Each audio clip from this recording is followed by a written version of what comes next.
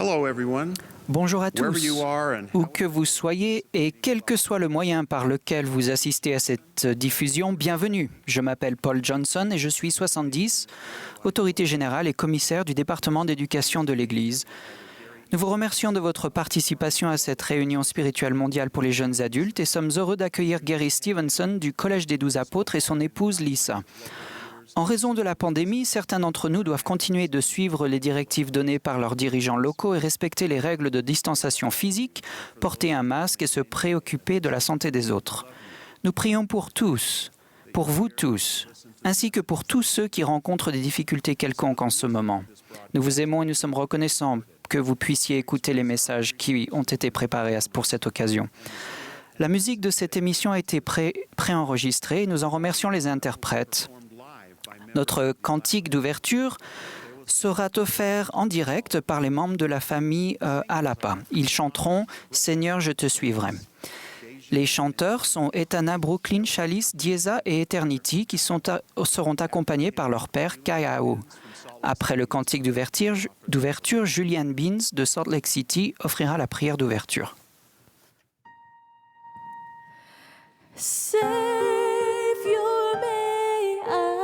Learn to love thee, Lord, I would follow.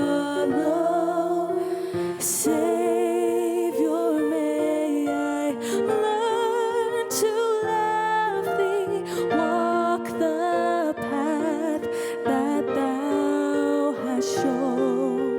Pause to help and lift another, finding strength beyond my own. Savior, may I learn to love thee, Lord, I would follow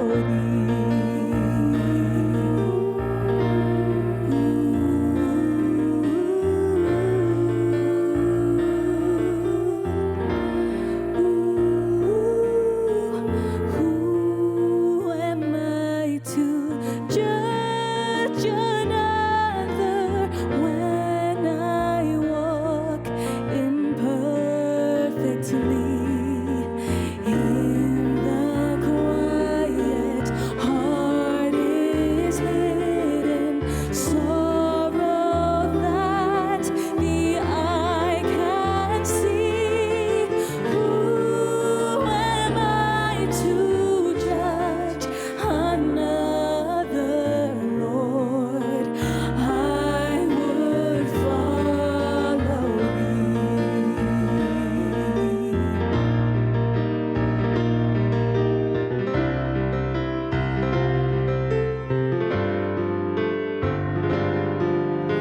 Savior, may I love my brother as I know thou lovest me.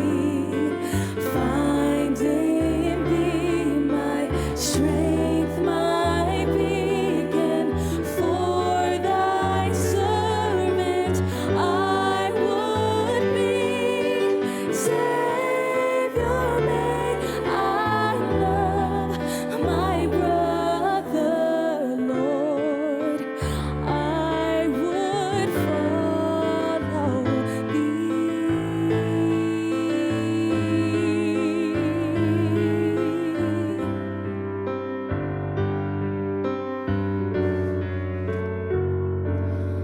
Oh, Lord, I would follow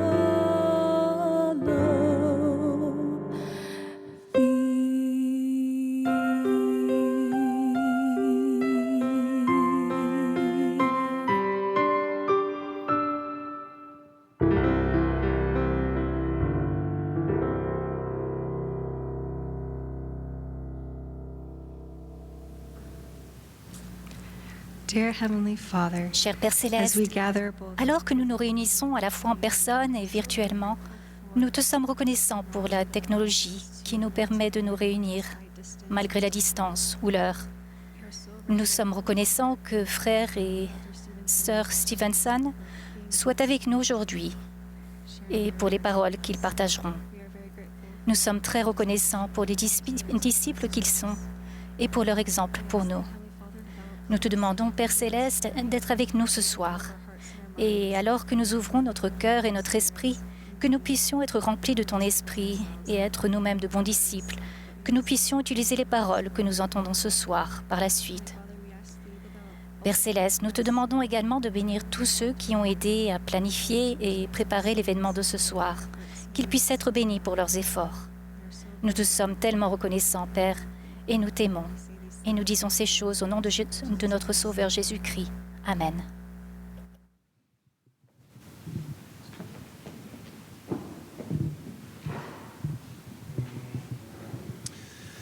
Je suis très heureux de vous présenter frère et sœur Stevenson aujourd'hui.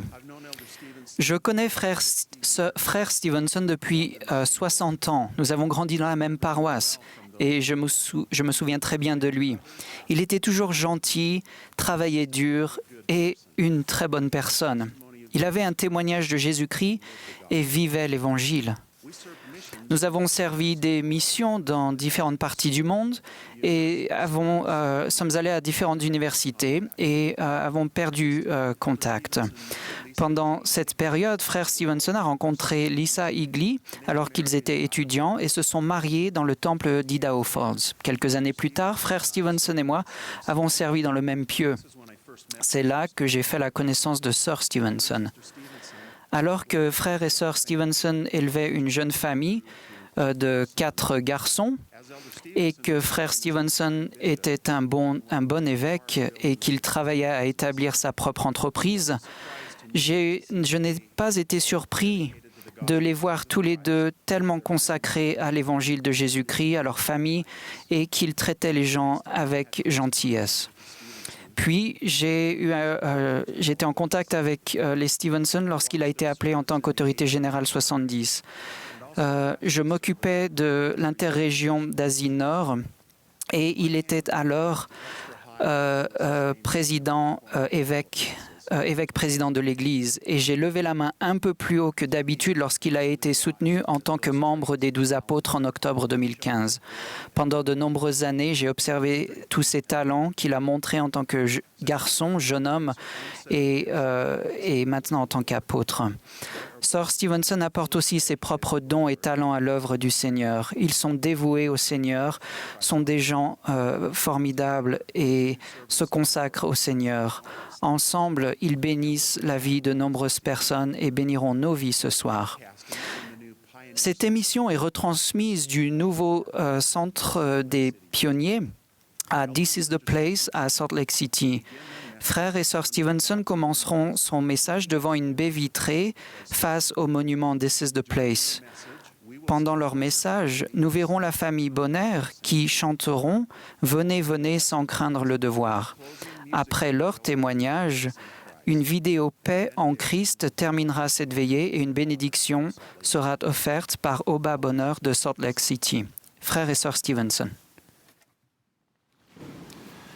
My dear young sisters and brothers, Mes Lisa and I jeunes are so frères happy et sœurs, Lisa et moi sommes très heureux de vous accueillir à cette veillée mondiale pour les jeunes adultes. Pour commencer, nous vous transmettons les salutations sincères et chaleureuses du président Nelson et de la première présidence. Ils vous aiment, nous vous aimons et ensemble, nous les honorons et les soutenons. Nous vous parlons depuis un lieu vraiment unique et cher à notre histoire en tant que saint des derniers jours. Et il s'agit bien d'un lieu physique. Nous sommes au centre des pionniers nouvellement consacré à côté du monument historique du parc This is the Place à Salt Lake City, sur les hauteurs de Salt Lake City en Utah. Ce lieu rend hommage à cette déclaration importante. C'est ici l'endroit par le président Brigham Young suite au voyage difficile avec la première compagnie de pionniers il y a près de 175 ans. Épuisés et meurtris, ces premiers saints des derniers jours avaient fui de violentes persécutions pour s'installer dans cette vallée désertique. Imaginez à quoi ressemblait la vallée du lac Salé qui leur faisait face. Cette vaste étendue désertique traversée par les virevoltants laissait deviner qu'il n'allait pas être facile de s'y installer. Ils ont néanmoins reçu la bénédiction d'une vision céleste qui dépassait l'entendement appuyé par la prophétie d'Ésaïe dans l'Ancien Testament qui dit que le Seigneur élève une bannière pour les nations, pour les peuples. Ces saints fidèles trouveraient à nouveau la paix et un but, bénis par l'évangile d'une vision qui s'élevait bien plus haut que les sommets qu'ils avaient gravis pour atteindre la vallée de Salt Lake. Ces pionniers et ceux qui les ont suivis ont écrit l'histoire en bâtissant cette ville dans le désert. Dieu les a bénis au moment où le rassemblement d'Israël commençait. Even today, that same pioneer spirit and Encore vision aujourd'hui, ce même esprit de pionnier et cette vision se trouvent parmi les saints des derniers jours à travers le monde. Il y a quelques semaines de cela, Frère Ballard, président suppléant du Collège des 12 apôtres, a consacré ce nouveau centre des pionniers. Seul ou en famille, on peut y venir et s'imprégner de l'accomplissement monumental de ces premiers saints des derniers jours face à des difficultés extrêmes et contre toute attente. Ils ont invoqué le Seigneur nuit et jour, tandis qu'ils s'évertuaient à faire pousser de la nourriture, canaliser l'eau des canyons, à construire des maisons, abris, écoles, églises et même un temple. C'est presque bouleversant de réfléchir à tout ce qu'ils ont accompli. Une vision divine instillée par Dieu dans l'esprit de prophètes vivants et devenant une source de bénédiction dans la vie de ses enfants, élus pour accomplir ses desseins. Comme vous le voyez, à seulement quelques mètres de là où je me tiens, au centre des pionniers, une voûte en verre surplombe le monument « This is the place ». En contrebas, on a un aperçu saisissant de la ville qu'ils avaient commencé il y a si longtemps. Plus haut, il y a un large panorama, une vision, pour ainsi dire, de l'ouest, de l'horizon où le soleil se couche. Cette vue élevée, avec la compréhension du passé, élargit notre perspective et nous aide à saisir la vision qu'avaient les pionniers. Elle peut aussi servir de métaphore pour approfondir notre propre vision de l'Évangile et nous guider alors que nous faisons face à des décisions importantes et des épreuves.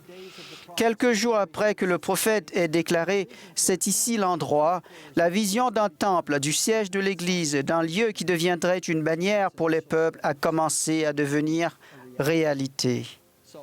Alors, ce soir, nous nous servirons du passé et de la vision de nos prédécesseurs, les pionniers, pour nous aider à avoir une vision claire de notre avenir.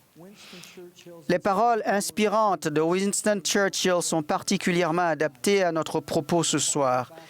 Plus on regarde vers le passé, mieux on voit l'avenir. Il est évident que nous faisons tous face à l'incertitude dans ce monde. Qu'est-ce qui nous attend après plus d'1 an et demi d'une pandémie sans précédent? En nous tournant vers l'avenir, chacun d'entre nous a besoin de cette même vision divine et direction des cieux dont les premiers saints ont bénéficié.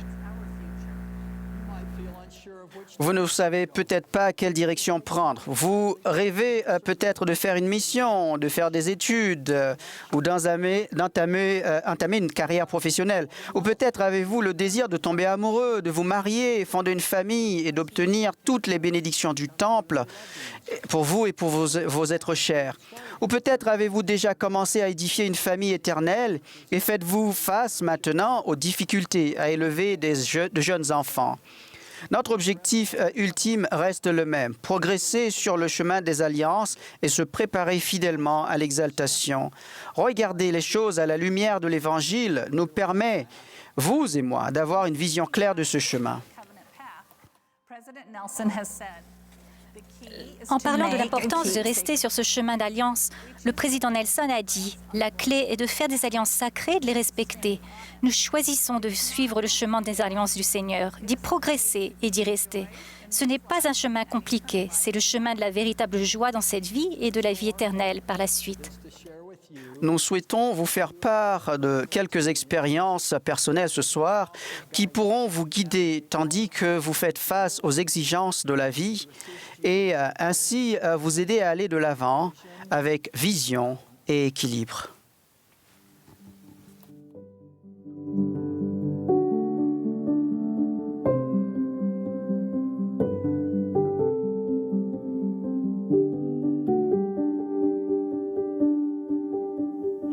Come, come, ye saints, no toil nor labor fear, but with joy win your way. Though hard to you this journey may appear, grace shall be as your day. 'Tis better far for us to strive, our useless cares from us to drive. Do this and joy, your hearts will swell. All is well, all is well. Why should we mourn or think our lot is hard? 'Tis not so, all is right.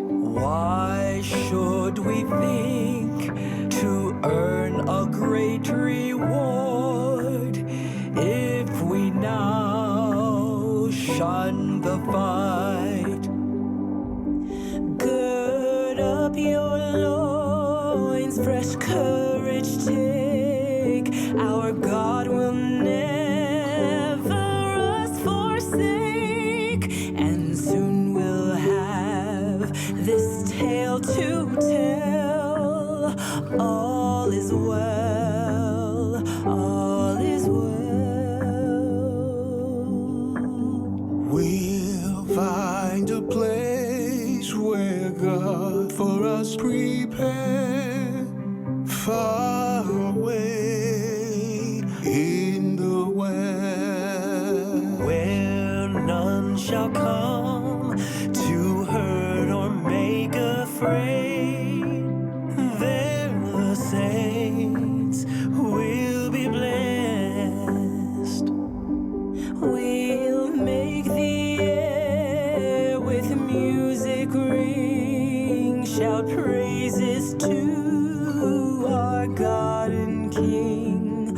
Above the rest, these words will tell. All is well, all is well.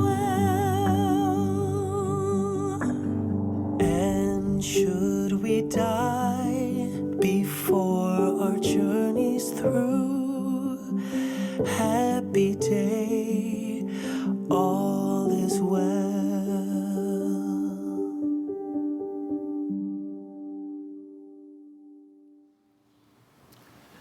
Happy day. Les all paroles is well. Heureux jour, tout est bien sont en fait une déclaration remarquable de la vision des premiers pionniers. Leur vision que tout est bien au cœur des épreuves et de l'adversité n'était possible que grâce à leur perspective éternelle. Nous pourrions passer 1 heure à parler de la vision, que certains définissent comme l'art de voir des choses qui sont invisibles aux yeux des autres. Et cela nous amène à la question que vous vous posez tous à un moment ou à un autre. Qu'est-ce que je vois aujourd'hui pour ma vie dans les années à venir? Où suis-je allé? Où est-ce que je vais? Parfois, il nous faut juste avoir une vision plus large de ce qui est possible. C'est ce qui s'est produit lorsque vous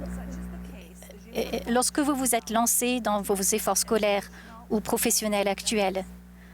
Vous réfléchissez peut-être toujours à comment vous voulez avancer. Je me suis retrouvé dans cette situation au début de ma carrière professionnelle. J'avais commencé en créant une entreprise à l'université avec un ami d'enfance. Nous importions des articles cadeaux d'Asie. L'entreprise s'est grandement développée dans les 30 années suivantes. On nous demandait souvent, est-ce que tout ceci faisait partie de votre vision dès le début de l'entreprise? Alors, la réponse courte, non, pas tout à fait. Une vision doit être adaptée régulièrement et systématiquement. Il a fallu beaucoup de chance et nous avons souvent adapté notre vision pour passer de la petite entreprise d'importation d'articles en cuivre à celle d'un grand fournisseur d'articles de sport. Donc, la grande capacité à abandonner certains projets pour créer d'autres, à se réinventer et à s'adapter est une force et non une faiblesse. C'est aussi là que nous devons souligner notre grand avantage à trouver notre vision. Étant donné que vous connaissez l'Évangile, tout comme les pionniers, vous êtes dotés d'une perspective éternelle. L'avantage dont vous bénéficiez consiste à voir la condition mortelle avec une perspective qui est littéralement céleste. La perspective éternelle ou évangélique apporte une clarté dont les autres ne bénéficient pas, y compris dans les questions temporelles des études et de l'emploi. Essayons d'illustrer cela par des images plutôt que par des mots. Regardez par exemple cette image. Que voyez-vous? Savez-vous ce qu'elle représente? Et maintenant, cette perspective vous apporte-t-elle plus de clarté? Est-ce là tout ce qu'il y a à voir? Qu'en pensez-vous? Observez ensuite cette séquence d'images. Regardez bien.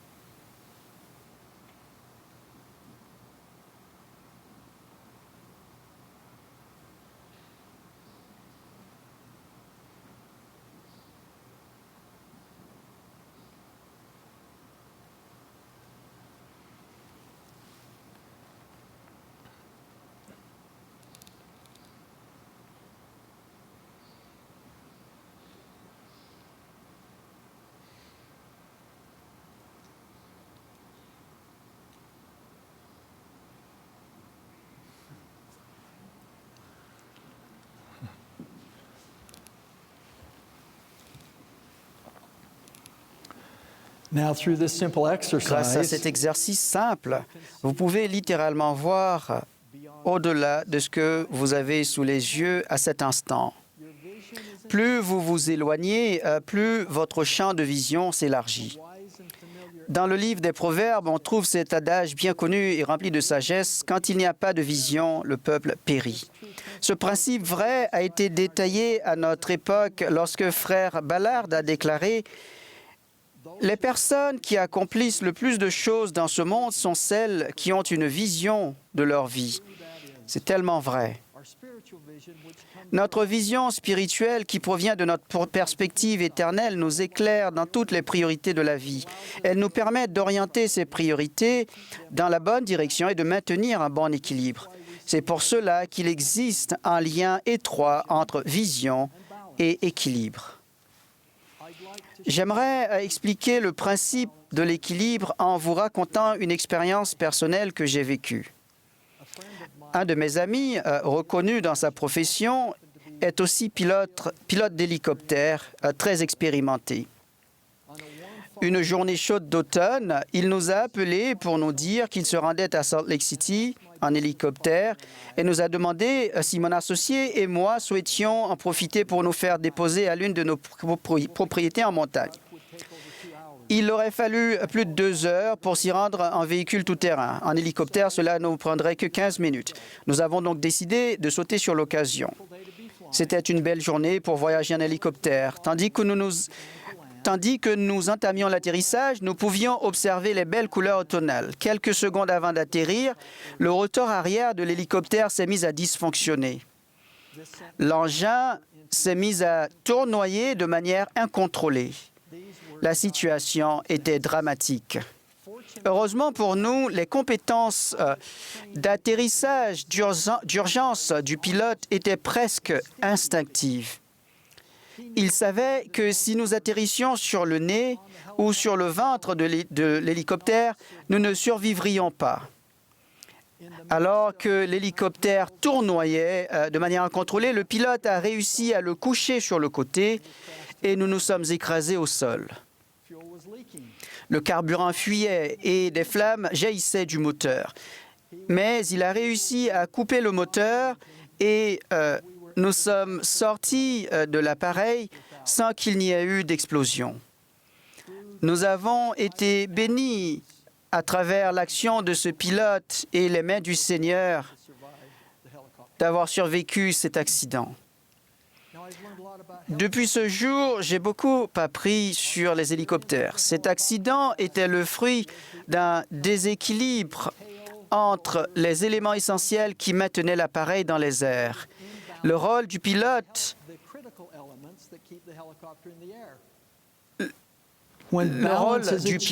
est de maintenir cet équilibre entre les différentes fonctions vitales qui permettent de pouvoir voler en toute sécurité. Et ça peut être enthousiasmant. Sinon, c'est terrifiant. Et j'en sais quelque chose. Donc, prenons un moment pour étudier plus en détail ces éléments essentiels. Le premier élément est le rotor principal. Les révolutions associées à la longueur des pales génèrent de la portance et le couple.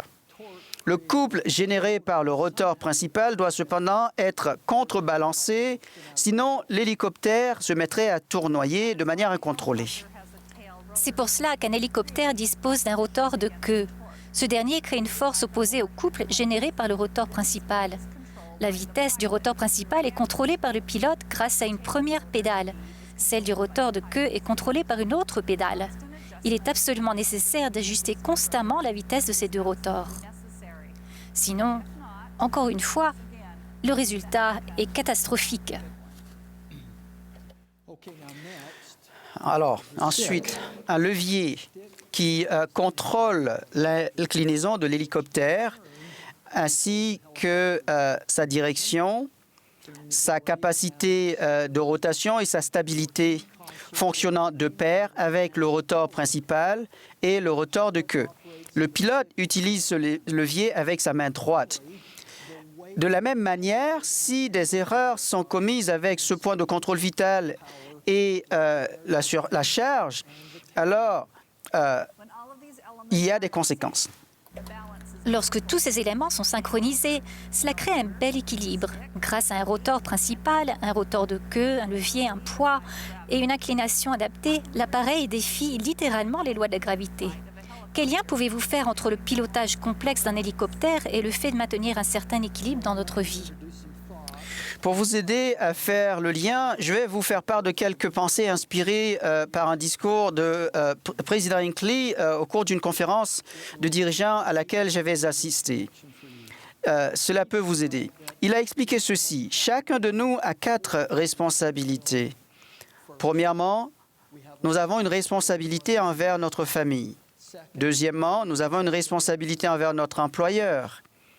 Troisièmement, une responsabilité envers l'œuvre du Seigneur.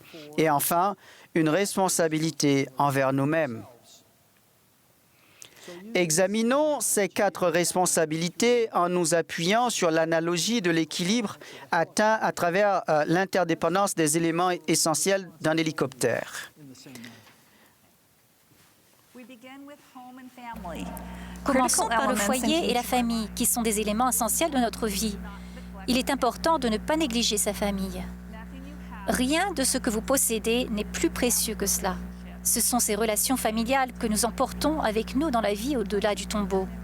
De nombreux efforts ont été faits ces dernières années pour souligner l'importance du foyer et de la famille.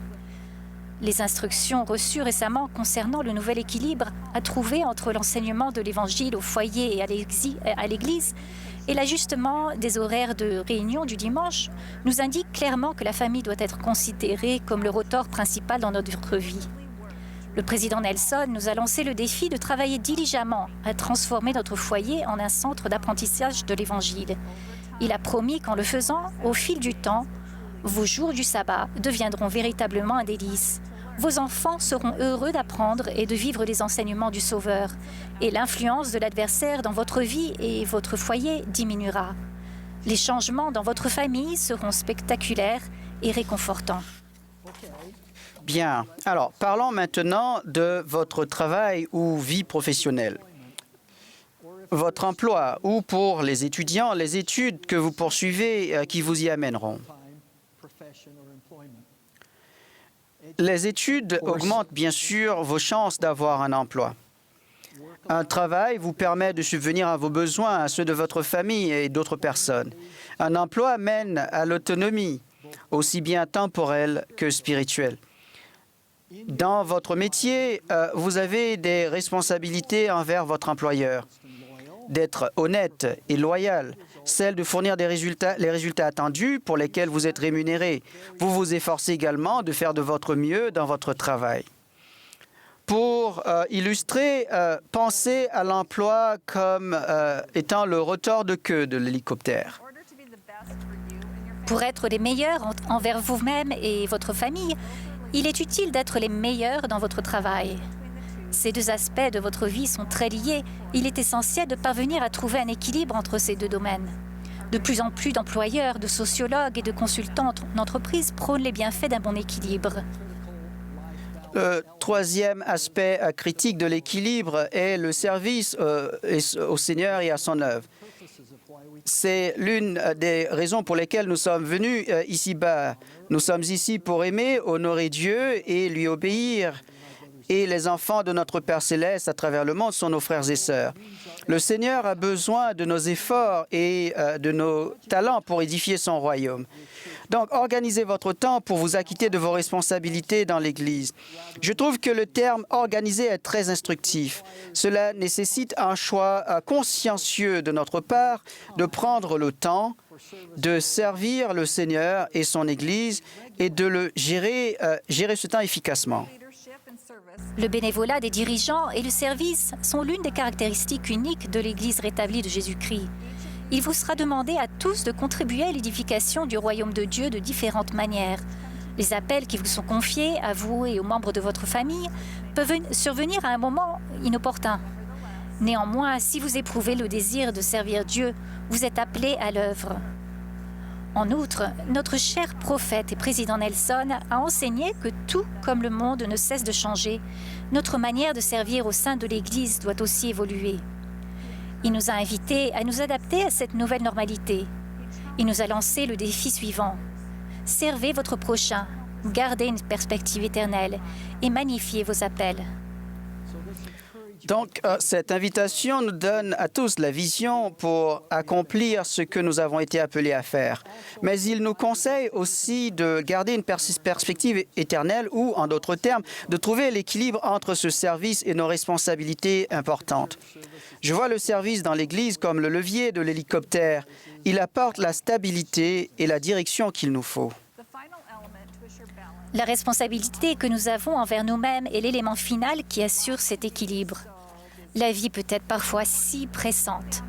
Il est important de ralentir par moments, afin de se ressourcer et de réexaminer attentivement nos propres besoins, tels que le repos, l'exercice physique, les activités récréatives et le développement spirituel.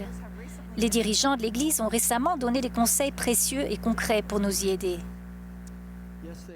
Oui, c'est vrai, Lisa. Récemment, le président Ballard a parlé de l'importance de trouver des moments de calme. Il a dit, je cite, « La technologie a souvent été une bénédiction dans ma vie. Néanmoins, elle est aussi une distraction qui met une barrière entre notre capacité d'entendre la voix du Seigneur et nous-mêmes. Je dis à mes petits-enfants de consacrer des moments de tranquillité au quotidien pour réfléchir à leur vie et méditer sur ce que le Seigneur veut qu'ils fassent. J'ai découvert que je ne me rapprochais pas des cieux dans le tumulte. Quand je m'efforce d'être calme, je reçois des impressions. » Frère Hollande a parlé de prier avec détermination. Il a dit, cette prière puissante, insistante et déterminée est une grande leçon qui nous incite à nous battre jusqu'au bout contre l'adversaire, que ce soit contre l'opposition de l'adversaire, les soucis du quotidien ou les distractions de notre esprit. Sir Jean Bingham, présidente générale de la Société de secours, a mentionné 3 choses très importantes pour nous aider nous-mêmes. La première concerne les Écritures, pour inviter l'esprit. Le matin, l'une des premières choses que je fais est de lire les Écritures afin d'avoir l'esprit. Cela me permet d'être dans le bon état d'esprit pour recevoir la révélation. La deuxième concerne notre expérience au temple. Aller au temple est une manière merveilleuse d'entendre plus clairement la voix du Sauveur. Parfois, quand je suis assise dans le temple, je reçois une réponse à une prière ou une pensée me vient à l'esprit, quand je suis suffisamment réceptive à l'esprit. La troisième concerne la musique, qui m'aide aussi à entendre la voix du Sauveur. J'aime entendre les cantiques, même seulement la partie instrumentale. Je connais les paroles parce que je les chante depuis longtemps. Alors, elles me viennent à l'esprit. Il me semble que prendre du temps pour soi est souvent difficile, mais c'est pourtant très important. On a un jour décrit cela comme le fait de faire une pause suffisamment longue dans notre travail de découpe pour aiguiser notre lame. Nous souvenir que nous avons une responsabilité envers nous-mêmes et intégrer progressivement ce principe à notre vie sera une bénédiction pour nous-mêmes. J'ai remarqué que le fait de prendre soin de moi physiquement, émotionnellement et spirituellement ne contribue pas seulement à mon bien-être, mais cela m'aide aussi à pouvoir prendre soin de ma famille et de mes amis. Vous pouvez voir comment ces 4 aspects de notre vie fonctionnent en harmonie, s'ils sont traités avec vision et équilibre. Ils vont bien ensemble, n'est-ce pas? Oui, en effet. Alors, en parlant d'équilibre dans les différents aspects de notre vie, nous devons remettre ces choses en perspective. Frère Bednar a récemment résumé ce principe de manière pragmatique dans une publication sur les réseaux sociaux. Il a dit, je cite, « Nous réfléchissons parfois aux responsabilités que nous avons au foyer, à l'école ou à l'église, et nous nous demandons comment trouver l'équilibre lorsque nous sommes déjà très sollicités de toutes parts. Au lieu de céder à la panique et d'essayer de tout faire en même temps, nous devons identifier les priorités les plus importantes. Nous pourrons alors nous efforcer de leur accorder toute l'attention nécessaire l'une après l'autre. Lisa, cela me rappelle une expérience très mémorable avec mon père. J'étais jeune père, nouvellement appelé comme évêque, et devait gérer une entreprise chronophage. Un jour, je suis arrivé en retard à une fête d'anniversaire de famille. Nos enfants et leurs cousins étaient très dissipés. Mais je suis entré dans la maison sans m'en préoccuper, et je me suis assis dans un coin de la pièce pour réfléchir aux difficultés que je rencontrais au sein de mon entreprise et de la paroisse. Mon père s'est approché de moi et m'a dit d'un ton anormalement sévère, « Gary, que fais-tu? » Alors, lorsque je lui ai parlé des soucis que je rencontrais au travail et la responsabilité à l'Église, il m'a semblé alors se montrer très compatissant. Eh bien, ce n'était pas le cas. En fait, il s'est assis à côté de moi et m'a fait part de ses inquiétudes à mon sujet en me disant que je devais faire quelques ajustements pour éviter d'être si peu préoccupé par mon foyer lorsque j'étais avec ma famille. Tu t'en souviens, Lisa? Il m'a dit, lorsque tu es à la maison, fais de ton foyer la priorité, non pas l'Église ou le travail. Lorsque tu es au travail, fais de ton activité la priorité, non pas le foyer ou l'Église. Lorsque tu es à l'Église, fais de l'Église la priorité et non le travail ou le foyer. Ce conseil m'a soulagé d'un poids à ce moment-là et a produit de bons résultats dans ma vie qui est loin d'être parfaite. Et et donc à apporter des résultats. Et donc, je voudrais vous inviter, chacun d'entre vous, à y penser et à essayer de le faire. Il est bon de noter aussi que c'est là le conseil presque identique à celui donné par Frère Bednar dans sa publication. Il a écrit, pour finir avec cela, cela peut paraître simple, mais nous ne devons pas nous sentir frustrés et perdre du temps et de l'énergie à essayer d'atteindre un équilibre parfait dans toutes nos importantes responsabilités. Si nous prions sincèrement pour que Dieu nous aide à identifier nos priorités les plus importantes, il nous guidera et nous aidera jour après jour à savoir où concentrer nos efforts. Et maintenant, j'ai une mauvaise nouvelle à vous annoncer. Si vous suivez ce conseil et que vous avancez avec équilibre et vision, vous ferez certainement face à quelques échecs. Vous vous sentirez parfois épuisé et dépassé. Il y aura peut-être des moments où votre vision semble être obscurcie par un brouillard d'incertitude, où vous perdrez peut-être l'équilibre. Mais voici la bonne nouvelle. Vous êtes les fils et les filles d'un Père céleste aimant. Les Écritures nous enseignent, car ce n'est pas un esprit de timidité que Dieu nous a donné, mais un esprit de force et de sagesse. Et n'oubliez pas ce conseil important donné par le Seigneur lui-même. C'est pourquoi, prenez courage et ne craignez pas, car moi, le Seigneur, je suis avec vous et je me tiendrai à vos côtés. Vous disposez donc d'une source de force divine et épuisable en la personne de notre Sauveur bien-aimé, à savoir Jésus-Christ. Écoutez maintenant les encouragements inspirés pour chacun d'entre vous du président Nelson. Il a dit, je cite, « Dieu savait que le chemin des alliances ne serait pas facile à suivre. C'est pourquoi il a envoyé son Fils unique, bien-aimé, pour expier pour nous et pour nous montrer le chemin. Le pouvoir divin qui est accessible à tous ceux qui aiment et qui suivent Jésus-Christ nous permet d'être guéris, fortifiés, purifiés du péché et magnifiés pour accomplir les choses que nous ne pourrions jamais accomplir autrement. » Fin de citation. And who is on your side, help you live your life with clear vision and steady balance. The Lord will increase your opportunities, Le expand your Seigneur vision, accroîtra votre and capacité, ouvrira votre vision et vous fortifiera. It's been wonderful to be with you tonight. Ça a And été we'd like to merveilleux d'être close avec vous ce soir. Nous voudrions terminer en vous exprimant notre gratitude et vous lançant une invitation à chacun d'entre vous avant de terminer par nos témoignages. Je vous invite tout d'abord à penser à comment votre vision de l'Évangile assure et confirme votre identité en tant que fille de Dieu et fils de Dieu. Deuxièmement, réfléchissez à la manière dont vous assumez vos 4 responsabilités dans les domaines du foyer de la famille, des études et du travail, de l'Église et vis-à-vis de vous-même. Troisièmement, trouvez un endroit calme et notez quelques-unes de vos impressions au cours de cette réunion. Souvenez-vous qu'en tant que membre de l'Église de Jésus-Christ, chacun de vous est doté de la compagnie du Saint-Esprit. En répondant aux invitations de Frère Stevenson, n'oubliez pas les pionniers qui nous ont précédés, ceux dont nous avons parlé qui ont colonisé cette vallée, ainsi que ceux de chacune de vos familles et de vos pays respectifs. Leur esprit pionnier et leur exemple de faire des choses difficiles peuvent vous donner la confiance nécessaire pour faire des choses difficiles également.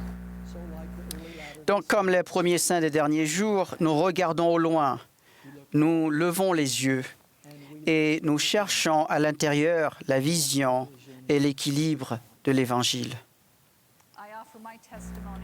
Je témoigne aussi que vous pouvez obtenir cette espérance d'une pureté parfaite, que notre Père céleste connaît chacun de vous par son nom et qu'il vous aime. Je témoigne que Jésus-Christ est le Fils unique du Dieu vivant. Et je le fais au nom de Jésus-Christ. Amen. Amen. Merci, Lisa. Je rends témoignage aussi à vous, mes jeunes et merveilleux frères et sœurs. Je témoigne que nous sommes des enfants d'un Père céleste aimant, des parents célestes aimants, que notre Père céleste vous aime et que la doctrine du Père est qu'il désire que chacun de ses enfants retourne à lui. Alors, cette doctrine est rendue possible par son Fils, notre Sauveur aimant Jésus-Christ. C'est à travers son expiation que nous sommes en mesure de retourner dans la présence de notre Père céleste aimant. J'offre mon témoignage. Je témoigne de Jésus-Christ et de son rôle sacré comme notre Sauveur et Rédempteur. Et je fais cela en son nom, Jésus-Christ. Amen.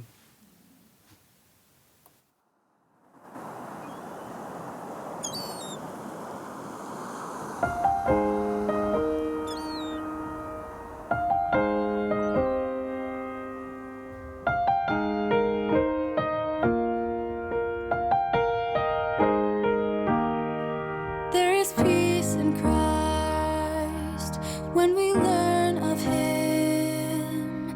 Feel the love He felt for us when He bore our sins. Listen to His words, let them come alive. If we know Him as He is, there is peace in Christ. He gives us hope when hope is gone. He gives us strength when we can't go on. He gives us shelter in the storms of life. When there's no peace on earth, there is peace in Christ.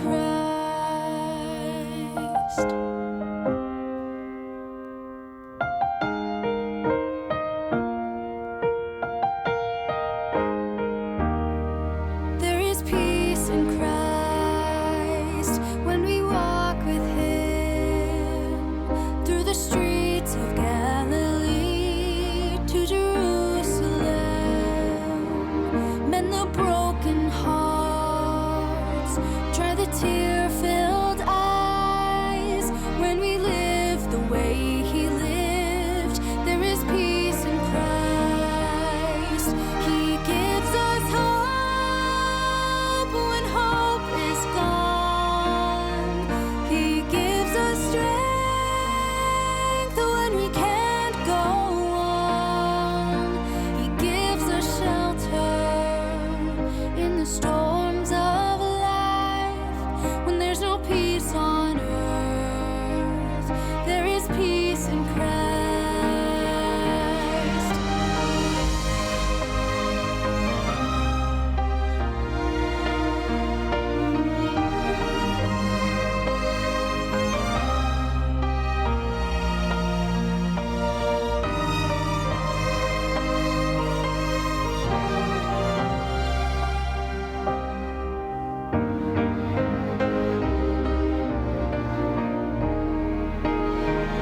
He gives us hope when hope is gone. He gives us strength when we can't go on. He gives us shelter in the storms of life. When there's no peace on earth, there is peace in Christ. When there's no peace on earth, there is peace in Christ.